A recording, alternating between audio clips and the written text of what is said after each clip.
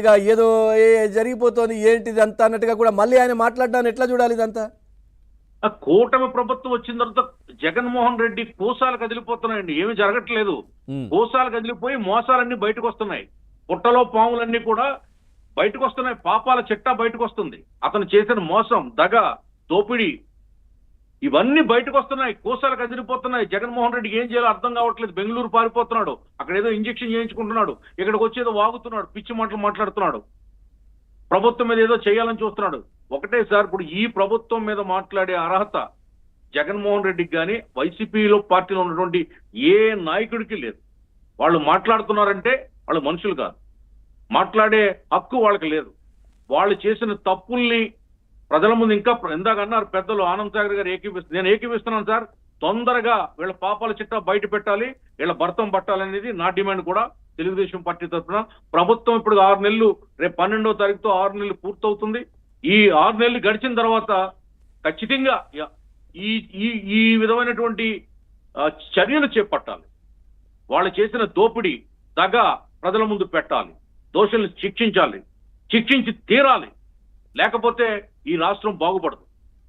మామూలుగా కాదు, 30 ఏళ్ళు వెనక్కిపోయింది రాష్ట్రం. మద్యం పేరుతో రైతులను మోసం చేశాడు సార్. రైతు ధాన్యం ఎవరికి అమ్మకుండా ప్రభుత్వానికి అమ్మాలని చెప్పి రైతు భరోసా కేంద్రాలు పెట్టి వాళ్ళకి సంచులు ఇవ్వకుండా, రేటు ఇవ్వకుండా, ధాన్యం పట్టిపోయి డబ్బులు ఇవ్వకుండా 4 నెలలు 5 నెలలు ఏడిపిస్తే ఆ బాకీలు కూడా మా ప్రభుత్వం తీర్చింది. ఇప్పుడు ఆ డబ్బులు 2000 కోట్ల రూపాయలు చెల్లించింది రైతులకి. ఈవేళ మా ప్రభుత్వం ఈవేళ వచ్చిన తర్వాత ఎక్కడైనా అమ్ముకోవచ్చు ధాన్యం, ఎవరికైనా అమ్ముకోవచ్చు.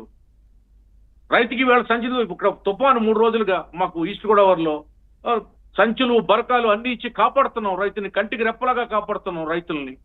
రైతు ఎక్కడ బాధపడలేదు. 48 గంటల్లో డబ్బులు రైతు అకౌంట్లో పడిపోతున్నాయి.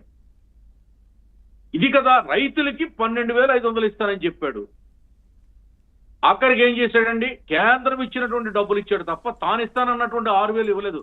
తాను ఇచ్చిన 6,000 కలిపితే 18,500 అవుతుంది. ఇవ్వలేదు కదా. ఆ కేంద్రం ఇచ్చినట్టు 12,500 మళ్ళీ 1,000 రూపాయలు దేనికో కట్ చేసేవాడు. ఈ విధంగా అతను మోసం చేయని చోటు ఎక్కడ ఉంది సార్? అణువు, సందు, గొంతు దగా చేసి, దోపిడీ చేసి, తవ్వుకుని లాక్కుని వెళ్ళిపోయారు కదా. వింత దోపిడీ అనమాట. ఏదో పూర్వం ఏదో పర్సంటేజీలు తీసుకునేవారు, లేకపోతే ఎక్కడో ఏదో చేసేవారని కంటికి కనపడేది కదా అవినీతి. వీళ్ళు అలా కాదు సార్. మా తాగుబోతు ఒంట్లో ఉన్న నెత్తుర్ని, ఆరోగ్యాన్ని కూడా దోపిడీ చేశారు. ఆడ అవయవాల్ని పాడు చేసి దోపిడీ చేశారు. ఇసుక, మట్టి, ఈ ఎక్కడ ఎన్నని చెప్పాలి. మా మైన్స్ ఏదో విటమిన్ B12 ఉంటుంది బాడీలో, సి ఉంటుంది, విటమిన్ సి ఉంటుంది, డి ఉంటుంది, విటమిన్ డి ఉంటుంది. ఇవన్నీ విన్నాం. కానీ విటమిన్ ఎంతో నడిచింది జగన్మోహన్ రెడ్డి ప్రభుత్వం. ఎం అంటే ఇదే మనీ, మైన్స్, మద్యం, ఇవన్నీ కూడా విటమిన్ ఎం.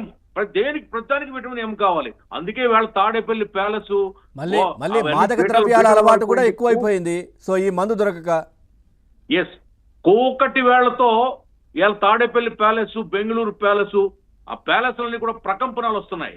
ఒక్కొక్కటి ఎక్కడ అమెరికాలో నీ లంచగొండతనం బయటపడిందంటే నీకు ఇంకా మాట్లాడే అర్హత ఎక్కడ ఉంది మిస్టర్ జగన్మోహన్ రెడ్డి? కబడతారు, ఎక్కువగా మాట్లాడుతున్నావు. చంద్రబాబు నాయుడు గారి గురించి, కూటమి ప్రభుత్వం గురించి మాట్లాడే హక్కు నీకు లేదు. మాట్లాడకుండా నిన్ను చేస్తాం, కట్టడి చేస్తాం. నువ్వు కంగారు పడొద్దు. గంతులేస్తున్నావు. నీ గంతుల్ని, నీ ఆటల్ని అరికడతాం. నీ భరతం పడతాం. ఏమనుకుంటున్నావేమో? ఇది కళ్ళు మూసుకుని ఎవరో లేరు ఇక్కడ. చట్టాలు ఏమి చేతగాని చట్టాలు కాదు. పరిపాలించేవాడు, అపారమైనటువంటి అనుభవం ఉన్నవాడు, రాజకీయ కొలుములో రాటు తేలినటువంటి నాయకుడు చంద్రబాబు నాయుడు గారు.